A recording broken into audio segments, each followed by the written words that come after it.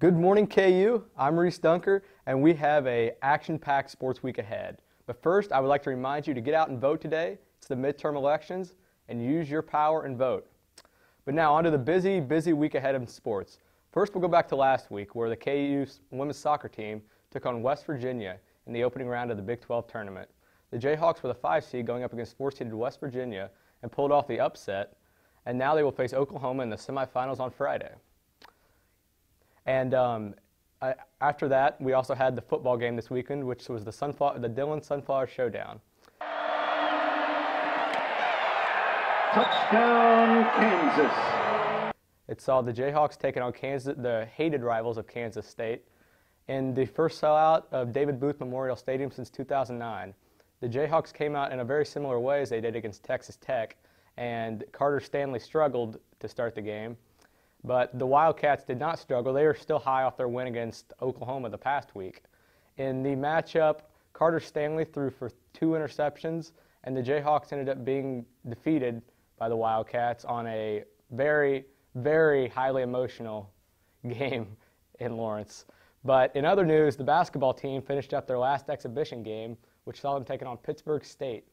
The Jayhawks, it was their final tune-up before they take on Duke in Madison Square Garden tonight. The Jayhawks were led in scoring by Ochai Agbaji, who shot the ball very well from 3. And that's going to be a big part of the Jayhawks' success this season. With Agbaji making 3s, it spreads out the floor for their 2 bigs that they're planning on playing, and McCormick, Azubuike, and De Sosa. It'll be a big test tonight for the Jayhawks as they take on the Blue Devils. Duke is the number 4 team in the country, while Kansas sits at 3. If the Jayhawks are going to win this game, it's going to take some strong guard play, along with their big men contributing. It's thought to be that the big men will be the best part of the team, but you can only wait and see to find out. And following that game, we'll have the 1 versus 2 Michigan State taking on Kentucky. The games tonight are the Champions Classic, with the teams being featured: number 1 Michigan State, number 2 Kentucky, number 3 Kansas, and number 4 Duke. This will be the 6th edition of the Champions Classic, and this year's game is once again taking place in Madison Square Garden, with the Jayhawks being favored against Duke and the Michigan State Spartans being favored against Kentucky.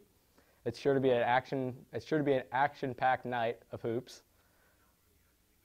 And in this week for KU athletics, starting tonight, we once again have the basketball team taking on Duke, followed by tomorrow night the volleyball team taking on Texas Tech, with women's basketball on Thursday taking on Indiana State. And then on Friday, we have the soccer semifinal against Oklahoma State. And as well on Friday night, we have UNC Greensboro coming to Allen Fieldhouse to take on the Jayhawks. And on Saturday, the swimming team will host Nebraska at Robinson. And finally, on Sunday, the University of Illinois Chicago Flames will be coming to Allen Fieldhouse to take on our women's basketball team. It's going to be a long week for the Jayhawk athletics, and that's all I have for you, and I'm going to send it over to Grace with an interview. From adversity, we rose.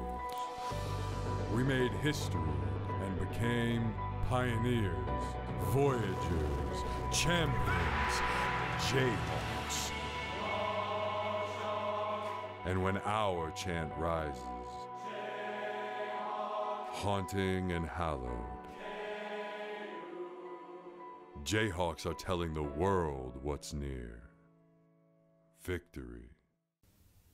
Good morning, Jayhawks. I'm Grace, and this morning we're going to be interviewing my good friend Sarah Pickel, who works for the KU Athletics Department. Good morning, Sarah. How are you? Good morning. How are you? Great. So today Sarah's going to tell us a little bit about what she does as a communications intern for the KU Athletics Department. So Sarah, can you just quickly kind of go over what it is exactly your job entails? Yeah, so the job, there's kind of 2 parts. During the week, we usually all have office hours, the interns, whatever works with your schedule. And then there's the event side, which is working games and stuff. So when we go to office hours, we report to the full-timers that are working. And usually it's doing stuff like updating the website, making cutouts for the graphic designers to use for posters and flyers and such, and then the event side is working the different games and stuff. So usually it's taking some sort of stat or running stats, clipping videos that we can put on the website and other social media, little bit of everything and meeting a lot of people along the way. So you kind of do all the jobs that you just described for a number of different sports teams at KU. So what is your favorite sport to work? Which events do you like to do? So I have worked a little bit of everything. Obviously, as a KU student with the basketball tie, it's always awesome working in Allen Fieldhouse for the basketball teams. But my personal favorite is probably soccer. It was one of the first events I worked, so I just felt really comfortable, and the environment is a little more relaxed. I've liked watching soccer ever since I was little. And it's just fun jobs. We get to do some of the like Instagram stories and other social media stuff. So that'd probably be my favorite. Yeah.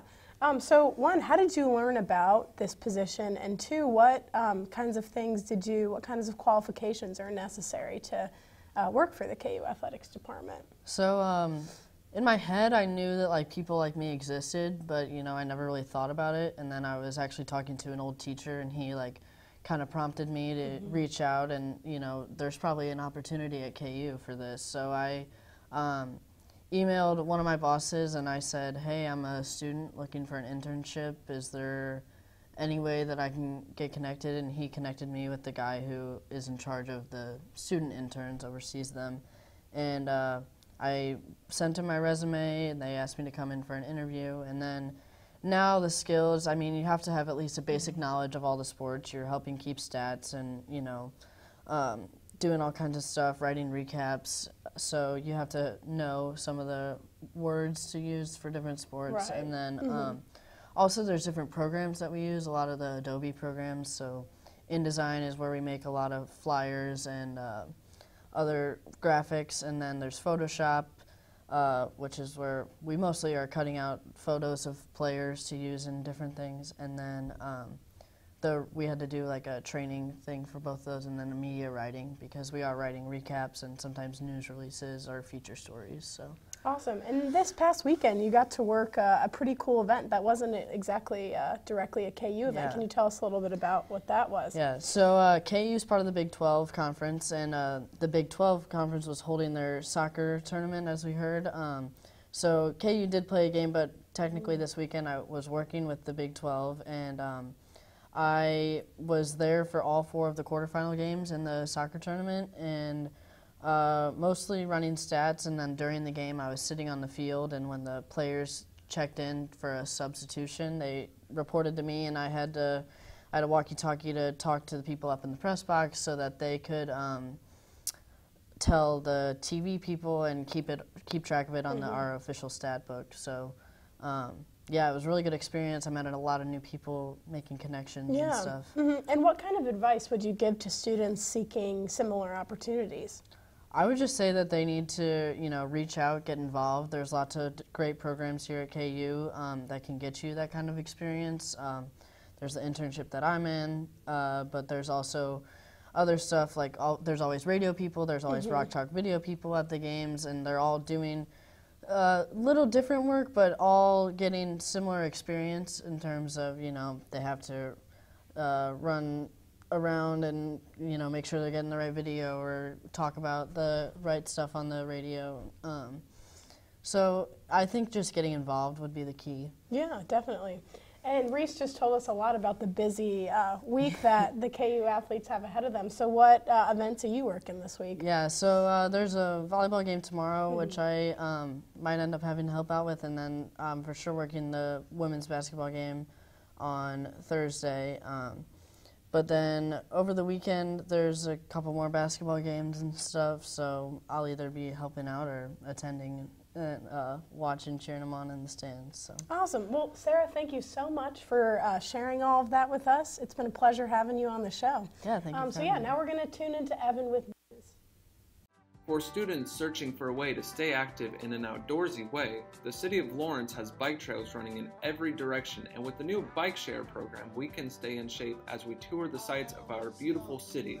Clinton Lake is only a short 30-minute bike ride away from Daisy Hill and has the most incredible sunset location in all of Lawrence. Walking campus may give you the KU calves, but biking can give you the KU thighs. Bike Lawrence today. Welcome back. I'm Evan with your Good Morning KU News Update. McDonald's CEO Steve Easterbrook was fired Sunday after he violated company policy by engaging in a consensual relationship with an employee. The company's board determined that Easterbrook demonstrated poor judgment. Easterbrook fully admitted to the allegations and acknowledged it was a mistake. Chris Kemzinski, who most recently served as the president of McDonald's USA, will replace Easterbrook. The anonymous whistleblower in the impeachment investigation against President Trump is now offering to answer written questions submitted to him by Republican lawmakers. This new offer would provide a direct channel of communication with Republicans on the House Intelligence Committee. This was not previously possible because Republicans are in the minority on that committee. The House Intelligence Committee has not accepted or denied the offer. A 3.2 magnitude earthquake hit central Kansas on Saturday at 9:08 p.m. The center of the quake was near South Hutchinson, which is northwest of Wichita. About 175 people reported feeling the effects of the quake. 3 additional earthquakes hit Oklahoma on Sunday, and seismologists say this is unusual for the region. Kansas football fell 38-10 to K-State on Saturday, and the Jayhawks fought hard but made some big mistakes. Senior quarterback Carter Stanley threw 2 interceptions and completed less than 60% of his passes. Kansas basketball forward Mitch Lightfoot announced over the weekend that he will be redshirting this season and returning for a 5th year in 2020. The announcement was met with excitement from KU basketball fans. Kansas will tip off against Duke at 6 p.m. tonight in Madison Square Garden, and Coach Self thinks it will be a great matchup of sophomore point guards. Trey is a great leader and a terrific point guard, and he's fast and active and those sorts of things. And Devon has a lot of the same physical characteristics. So it'll be an interesting matchup. The thing about it is they pressure so much, and they have, but that's also what Devon's good at, is attacking pressure too. So it'll be interesting to see how those two kind of try to handle each other and keep each other in front and those sorts of things. But it's not Devon versus Jones. It's Kansas versus Duke, and I'm sure both players will certainly be told that and know that going into Tuesday. And this has been your Good Morning KU News Update. If you're going out tonight to find a place to watch the basketball game, the temperature before the game should be in the lower 50s, but by the end of the game it will drop into the lower 40s. Stay warm and have a great day.